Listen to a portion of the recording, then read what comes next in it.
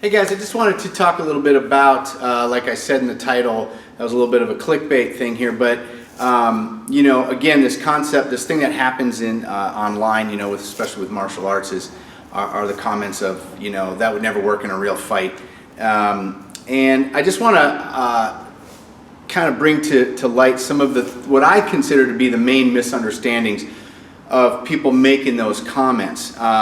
So if you're someone that engages in that, I don't know why you're wasting your time, you know, dogging other people's martial art videos. You should just be busy training, as my instructor, Rick Fay, would say. But let's just talk a little bit about this, right, since it does happen, right? I was watching this Filipino martial art video, and one of the comments was, you know, this is going to get people killed, thinking they're going to be able to defend against a sword. It was two guys doing like machete training. So, you know, again, is it really even worth responding to those comments? Well, that's questionable, right? But I just thought I'd bring this up as well to give you some food for thought. So let's get into it.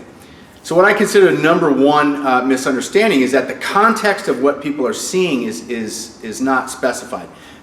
You know, maybe the person showing it on the video didn't have time to lay it out, but let's face it, if you watch especially a lot of traditional martial arts, they could be misunderstood. I've been guilty of this myself. I'll give you a weird example. A friend of mine was telling me about this one style of fighting where these guys, they basically hit like this, right?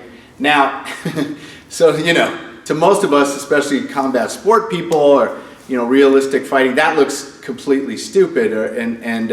But what he was saying is, it comes from I forget what region, but a mountainous region where people have these giant parkas on.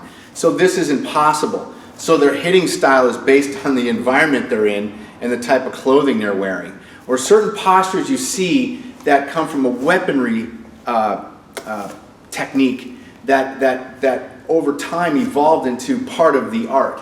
I was even told, and if you're an Aikido practitioner, maybe you can comment and tell me if I'm wrong, but a lot of the Aikido throws were from the sword, and when someone grabs a sword and being able to throw a person, I didn't know that, right? So there's a lot of things like that people will criticize, or even having the hand down here, which apparently, again, was from a weapon situation where they'd be grabbing their weapon.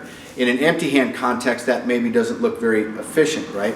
So there's one, I think, main misunderstanding is that when we see something out of context, we then judge it through whatever filter we're imagining what we need that martial art for, whether it's combat sport or self-defense. Okay, number two, like in the sword video, that a lot of these drills are designed to develop attributes. They're not necessarily tactical per se, right? In fact, most people would tell you in a combat situation, the tactic is to end the confrontation as quickly as possible, depending on what the scenario is. If it's self-defense, you know, it's to get out of danger. If it's combat, like a fighting, you know, you're in a war or something, you know, you have different objectives and what needs to happen.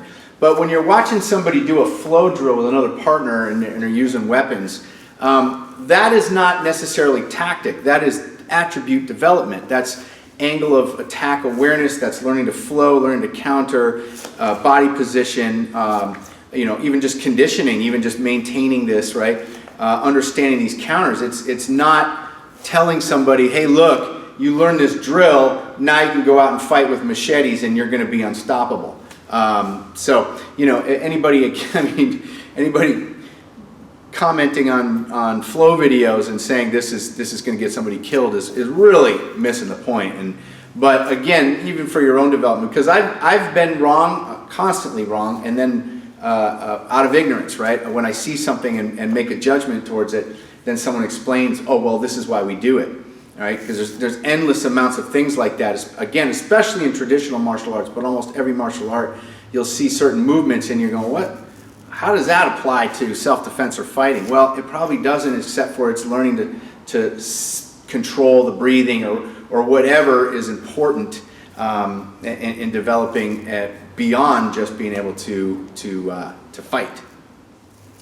Okay, and then lastly, it kind of ties in with everything else is that, and this kind of gets more to the philosophy of why you train martial arts, is that, you know, keeping in mind with those other two, with my other 2 points, you know, again, not everything is designed to win it's not about you winning a street fight or winning a whatever kind of fight you think you're going to be in.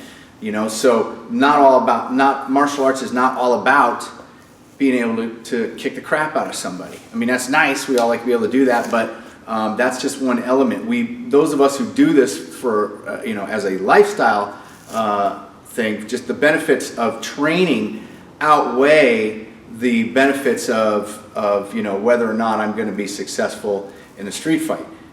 If you're in street fights a lot, then maybe you need to change your lifestyle.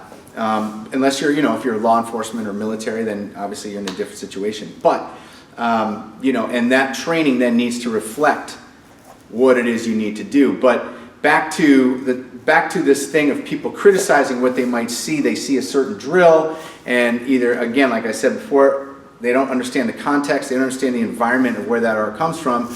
They don't see it as a drill just to enhance attributes and enhance the movements and particular moments in a fight or a conflict. Then they're kind of missing the point of why we train, why we're constantly trying to perfect our craft. You know, it's way beyond just being able to kick ass, right? So, you know, and if you don't understand that, that's too bad. I hope you find an art or a method or something that you know, keeps you inspired and keeps you going, you know, because it's just an internal thing, it's a personal thing, and it's that personal perfection, I should say, that we really strive for.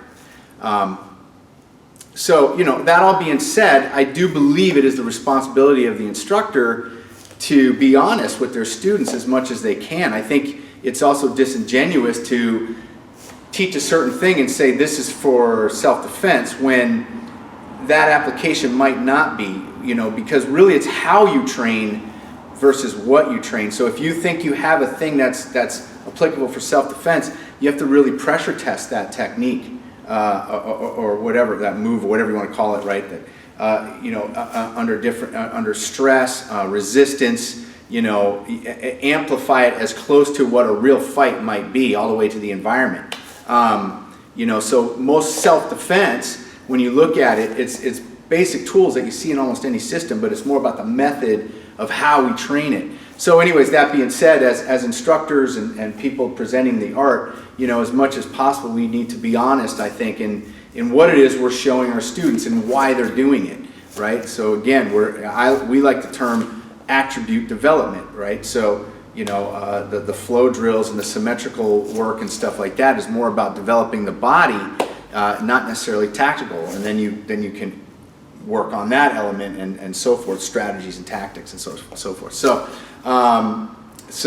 anyways, so I just thought I'd throw that out there, guys. You know, again, just because it's still prevalent. I'm kind of shocked that people still troll each other in the martial art world, but I'm assuming a lot of those people that are not actively training, or they're not getting the best advice, or they're not getting the best perspective on why they train and to just respect other systems and other arts. So anyways, guys, all right. Thanks for letting me rant. We'll see you guys in the next video.